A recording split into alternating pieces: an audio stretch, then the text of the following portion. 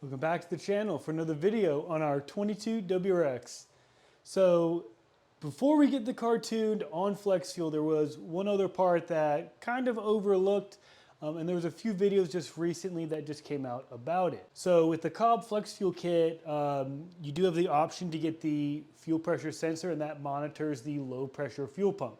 The car can already monitor the high pressure fuel system, but we can't monitor the low pressure system. So once that low pressure sensor is installed, you're able to monitor that. So on some of the videos that were coming out, looks like some other cars were running out of fuel around 450 wheel with the stock low pressure pump. Now we already have an IAG high pressure fuel pump on this car, so we shouldn't run out of fuel once that low pressure fuel pump is upgraded. But that's what we got today. So let's go to the bench. I'll show what we got to install and let's get it installed. Let's go. So over here at the bench, we have our new DW Compact 430. So this is a 430 LPH pump. It's a little bit more powerful than the DW300. I think that's like a 320. We're in the 400s with this one. And we also got the fuel pressure regulator for the in-tank. Well, the in-tank fuel pressure regulator that goes in hand with this. So I like the DW430c kit because it's a plug-and-play unit and it has a new sock. If you do scan the QR code, or on this side they have a QR code, they do have some basic instructions for you, and I did briefly check them out just to figure out how many O-rings we need to use, orientation of the plastic clip down or up, and we will go over all of that once we do the install. But if you guys are just looking for this video just to figure out these O-rings, I won't make you wait. When I looked at the instructions, it goes on, this one goes on first, and then one O-ring. And you're going to remove the O-ring that's inside of the stock canister, which I'll show you once we get that out. But we're only going to use one O-ring, and you use this like castle nut plastic looking thing, and this just slips on. And they do have some lube so you don't tear any O-rings, and that's why they give you a second one, just in case something happens with the first one. The last thing that I have over here, this is the fuel pump removal tool. It is from Fuel It. Now this isn't required, but this makes the job a heck of a lot easier. If you don't have this, then you use a flathead and like a mallet, and you kind of just hit this plastic ring off. And then you do have the chance of breaking that ring because it is plastic. With this tool, it just makes it that much easier. It just goes on, twist it lefty-loosey, righty-tighty, and that's how you get the fuel pump out. But if we look over at the car, it is going to be under the back seat. I did already take my baby seat out here, but I'll go over how to take the seat out and everything, and we'll get this fuel pump installed. So let me get you guys set up over here. I'll show you how to get that seat uninstalled, and then we will take the 4 Phillips screws to access the actual fuel pump assembly. So yeah, let me get you guys set up. Let's get started. Let's go.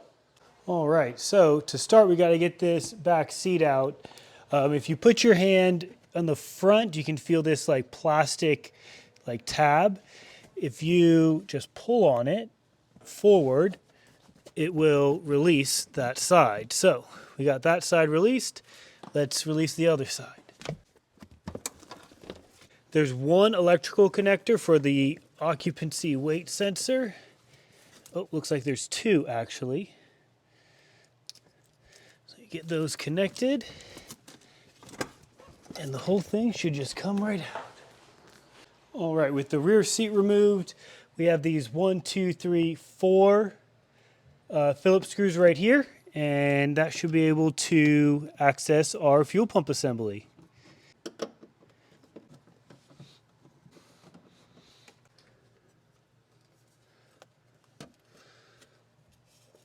And there's one sensor, one plug here.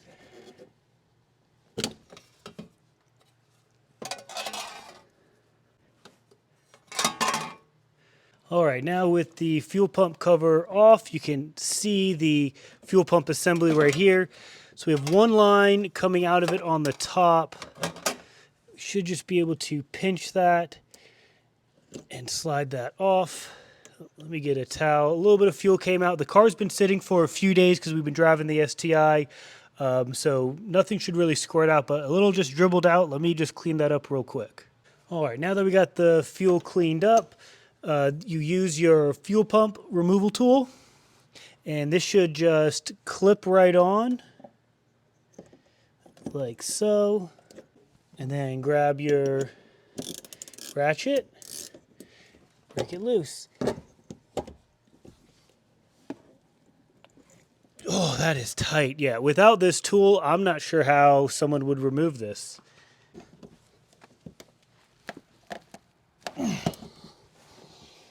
Oh, this is tight. Yeah, if you guys don't have this tool, you are going to break the stock plastic. Oh, not easy. All right, and now it's loose. All right, got the tool off. Just push the hose to the side. We'll take this off.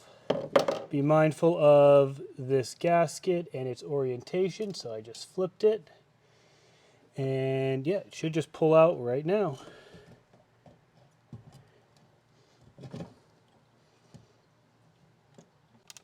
Oh, and there's this one hose on the back side.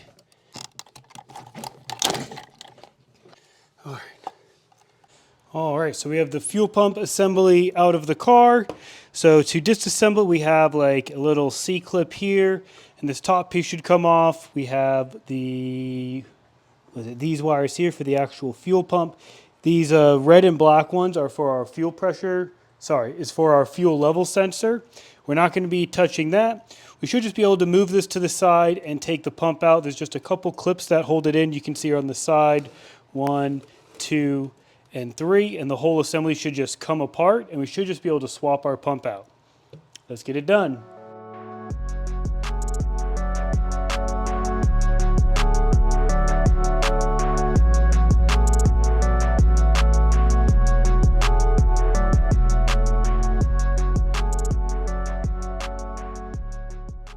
All right, so now we have the fuel pump assembly disassembled.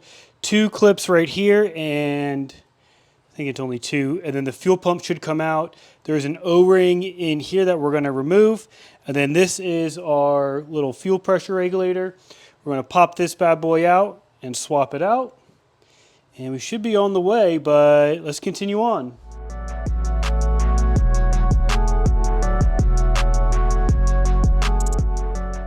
All right, so we have everything disassembled. We're just about to put it back together. Just wanted to get a quick side-by-side of what the pumps look like. The compact one's just slightly longer. And as far as the fuel pressure regulators, they look basically exactly the same. So reverse order, we'll get the regulator put back in. Then we'll put the fuel pump in with the wire harness and the new filter. We do need to take out the one O-ring in there. We're going to use this plus one O-ring on our fuel pump. Let's get it installed.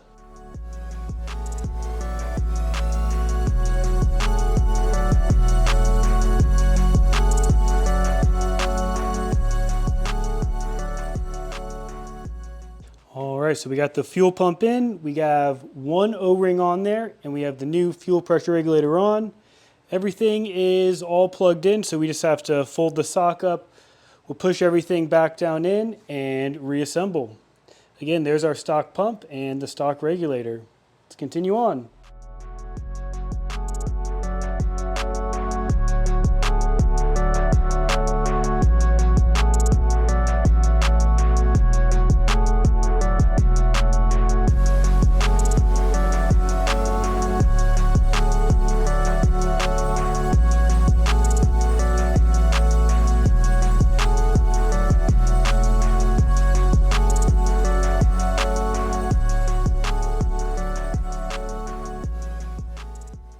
So the fuel pump is installed, and as you can see, I have a change of clothes.